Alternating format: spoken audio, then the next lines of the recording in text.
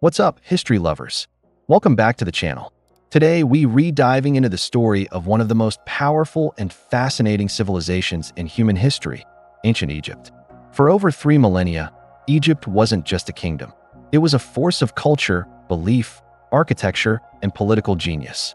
It gave birth to some of the world's most recognizable symbols: the pyramids, the Sphinx, mummies, and pharaohs, all part of a story that's bigger, deeper, and more complex than many realize.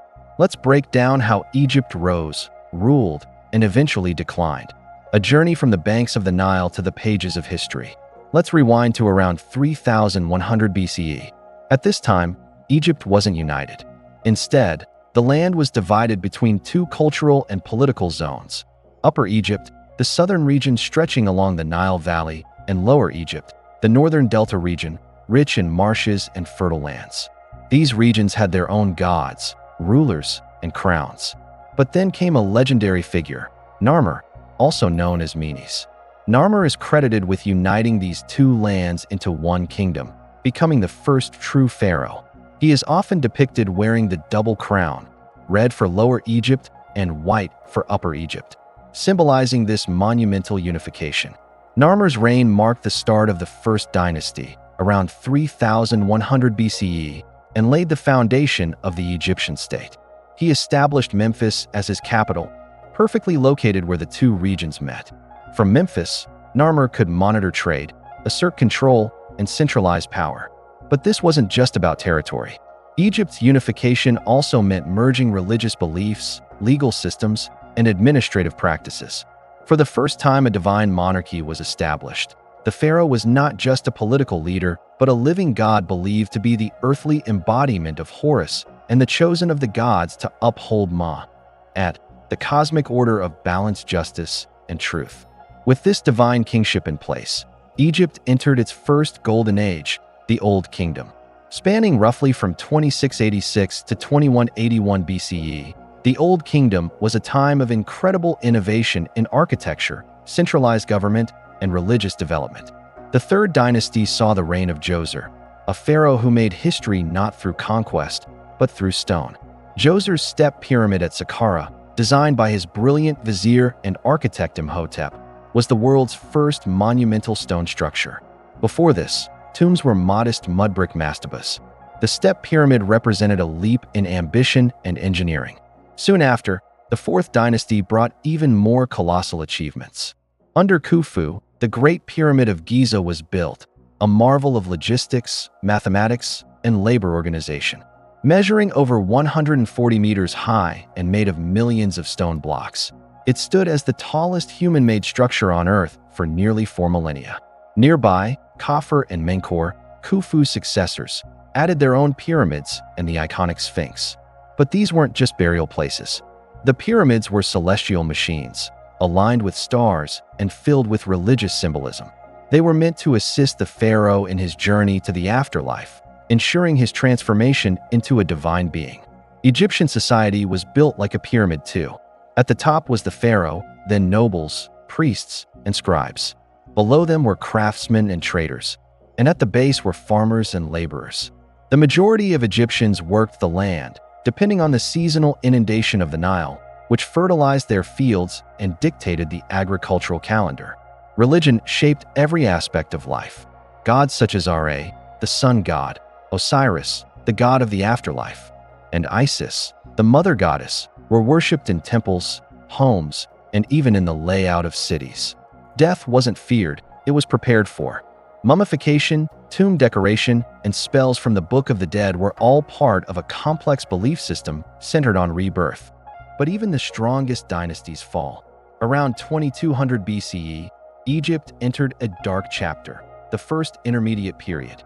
For roughly 150 years, the centralized power of the pharaoh crumbled. Multiple factors led to this collapse: a series of short and ineffective reigns, possibly worsened by climate change, failed harvests, and declining Nile floods.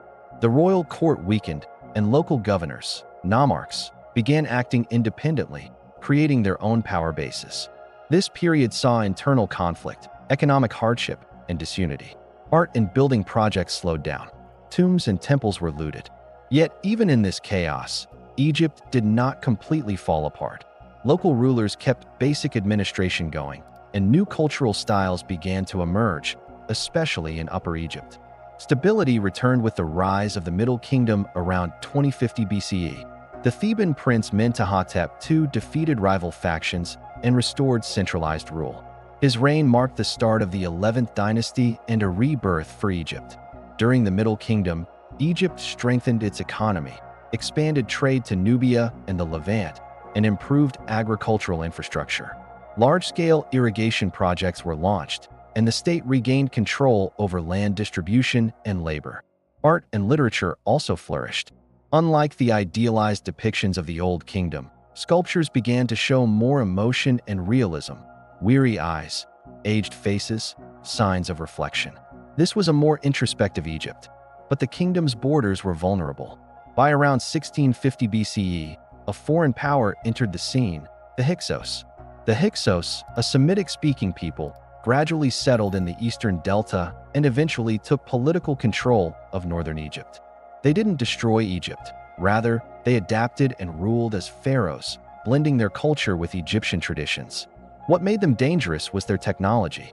The horse-drawn chariot, composite bows, and advanced metallurgy gave them a military edge. They introduced new crops and instruments, transforming Egyptian warfare and agriculture. Though the Hyksos ruled for over a century, the southern Egyptian princes and Thebes resisted their dominance. Eventually, the struggle for liberation led to a full-scale war. In 1550 BCE, Ahmose I finally expelled the Hyksos and reclaimed full Egyptian sovereignty. This victory sparked the rise of the New Kingdom, Egypt's most powerful and imperial phase. The New Kingdom, spanning from roughly 1550 to 1070 BCE, was marked by military expansion, grand temple construction, and dynasties that ruled with unmatched authority. Pharaohs like Hatshepsut focused on trade and prosperity. She commissioned the magnificent temple of Deir el-Bahari, adorned with scenes of trade missions to Punt, which brought back gold, incense, ebony, and even live animals. Her successor, Thutmose III, turned Egypt into a regional superpower. He led nearly 20 military campaigns, extending Egypt's influence as far as Syria and Nubia. Egypt was no longer isolated. It had become an empire. Then came Akhenaten, a controversial figure who introduced monotheism, worship of a single god, Aten, represented as a sun disk. He relocated the capital to Amarna, banned the worship of other gods, and commissioned a unique artistic style that showed his family in more intimate and human forms. After his death, Egypt quickly returned to tradition under Tutankhamun, and later, Horemheb restored the priesthood of Ammonius. Finally, the New Kingdom reached its peak with Ramesses II. Known as Ramesses the Great, he ruled for 66 years. He fought in the Battle of Kadesh against the Hittites, built enormous temples at Abu Simbel, and signed one of the earliest known peace treaties in history. His rule was so influential that later pharaohs often claimed his name to associate with greatness. But even empires must face decline. After Ramesses, the strength of the pharaohs diminished. Economic troubles, foreign threats, and internal corruption plagued the empire.